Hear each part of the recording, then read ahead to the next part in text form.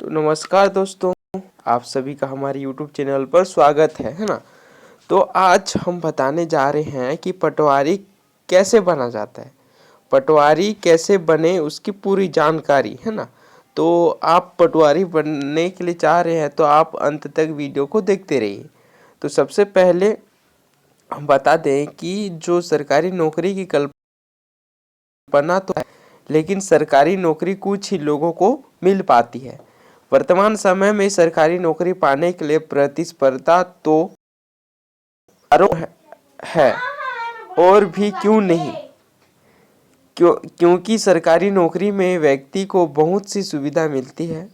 इन्हीं सब बातों को गौर करते हुए हम आपके लिए एक सरकारी नौकरी की जानकारी लाए हैं, तो जिसे पटवारी की नौकरी कहते हैं। तो सबसे पहले इसके लिए क्या क्या करना होता है उसको आप पूरी तरह से जान लो, है ना। तो पटवारी कैसे बने, तो सबसे पहला आपको 12वीं पास करना होना चाहिए, ठीक है। 12वीं आप पास कर चुके हैं तो आप इसके लिए अप्लाई कर सकते हैं।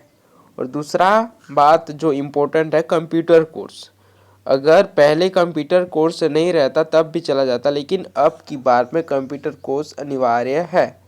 अगर आप कंप्यूटर कोर्स नहीं किए हैं तो आप इस पर अप्लाई नहीं कर सकते।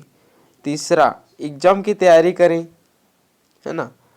चौथा जो है, पटवारी बनने के लिए आवेदन करना पड़ेगा। पहले पटवारी का पद संभालें तो सबसे पहले जो पटवारी बनने के लिए जो योग्यता है वो क्या होता चाहिए, ठीक है। बनने के लिए शैक्षणिक जो योग्यताएं हैं हर राज्य में अलग अलग हो सकती है। पटवारी बनने के लिए कुछ प्रमुख विषय शैक्षिक योग्यता इस प्रकार है। तो सबसे पहले पटवारी बनने के लिए आपके पास 12वीं का पास प्रमाण पत्र होना आवश्यक है। दूसरा, पटवारी बनने के लिए आपके पास ग्रेजुएट की डिग्री होनी भी आवश्यक है। और जो तीसरा जो इम्पोर्टेंट बात है, आपके पास सरकारी मान्यता प्राप्त संस्था से क्या हुआ 1 वर्ष का कंप्यूटर डिप्लोमा का होना आवश्यक है।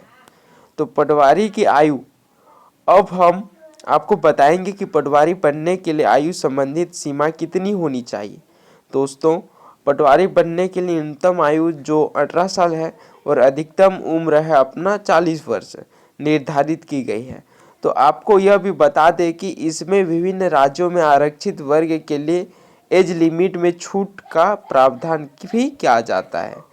तो सबसे पहले पटवारी कैसे बने इसकी जो पूरी जानकारी हम लोग देंगे। तो सबसे पहले आपको 12वीं पास करना होगा और दूसरा कंप्यूटर कोर्स। तो सबसे पहले 12वीं पास आप किसी भी सब्जेक्ट से हो, चाहे आर्ट्स हो, कॉमर्स हो या फिर साइंस हो। और दूसरी बात, जो बीएससी है वो करना चाहिए, है ना। बीसीए, फिर कंप्यूटर साइंस बीएड, है ना, कंप्यूटर कोर्स में। और तीसरा जो इम्पोर्टेंट है, एग्ज़ाम की तैयारी कैसे करें। इन तीनों स्टेप्स के बाद आपको सबसे ज़रूरी पटवारी एग्ज़ाम की तैयारी करनी होगी। पटवारी चयन परीक्षा में हिंदी, अंग्रेजी सहित कुल 5 विषयों का पेपर होता है। अब पटवारी बनने के लिए जो आवेदन करना है वो किस प्रकार से किया जाता है। पटवारी के एग्ज़ाम की तैयारी करने के बाद पटवारी बनने के लिए आवेदन करने के बाद परीक्षा आयोजित की जाती है। परीक्षा हो जाने के बाद प्रमाणित परिणाम घोषित होता है तो पटवारी का पद संभाले, है ना।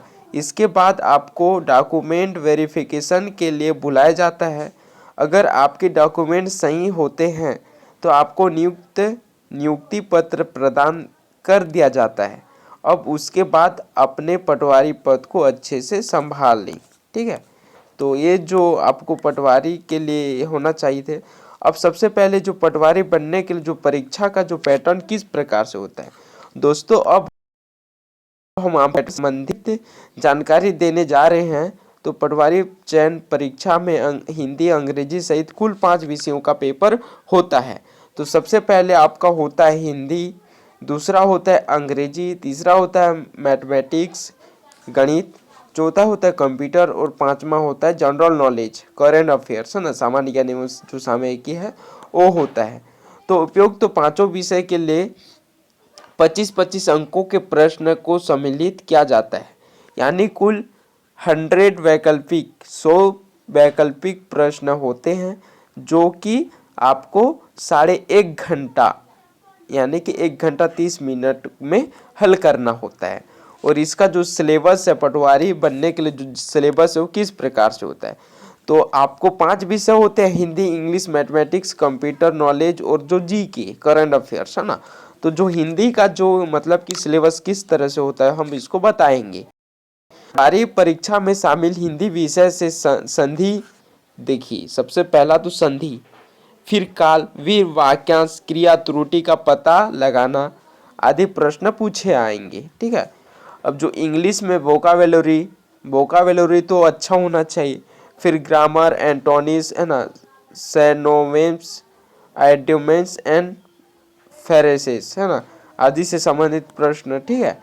फिर जो मैथमेटिक्स में आता है तो पटवारी के लिए आपकी गणित विषय में अच्छी पकड़ होना चाहिए। इसमें दशमलव, औसत, अनुपात, तार्किक विचार, नंबर सिस्टम, समय और कार्य आदि से प्रश्न पूछे जाते हैं, है ना। और चौथा होता है अपना कंप्यूटर नॉलेज।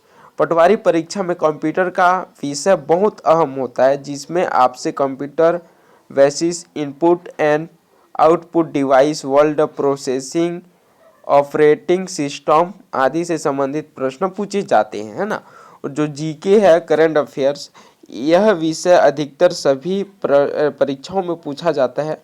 पटवारी के लिए इसमें इतिहास, रसायन विज्ञान, भारतीय संविधान, खेल दिवस, करंट अफेयर्स आदि के विषय शामिल होते हैं। तो सबसे पहले पटवारी का क्या काम होता है इसको हम बता देते हैं। तो सबसे पहले पटवारी पूरे गांव की जमीन का रिकॉर्ड रखता है, पहला बात। और दूसरा बात यह है कि इसके पास गांव में बेची गई जमीन और गांव में खरीदी गई जमीन की पूरी जानकारी होती है। ठीक है।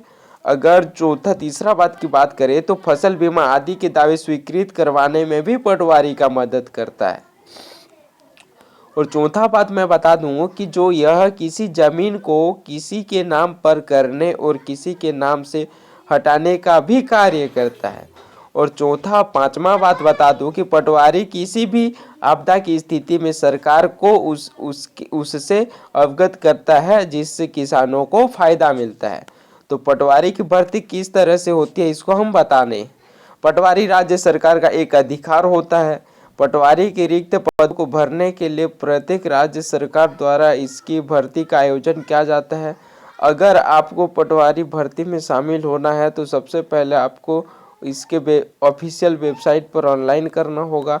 पटवारी भर्ती पर आपको इसके लिए आवेदन करना होगा। उसके बाद इसकी परीक्षा होगी और उसके कुछ समय बाद उसका परिणाम घोषित कर दिया जाएगा। तो दोस्तों, अगर पटवारी की सैलरी कितनी होती है इसकी बात अगर हम करें तो राज्य सरकार पद हेतु जो वेतन होता है वो 5200 से लेकर 20,200 रुपये तक निर्धारित किया गया है ना। तो अगर हम इसमें से कुछ अहम बात करें तो इस पोस्ट को पढ़कर आपको पटवारी बनने के लिए, है ना, क्या करें तथा पटवारी बनने के लिए कौन सा कोर्स करना चाहिए यह समझ में आ गया होगा। तो दोस्तों, वीडियो अच्छा लगा तो लाइक करें, कमेंट करें और शेयर करना ना भूलिएगा।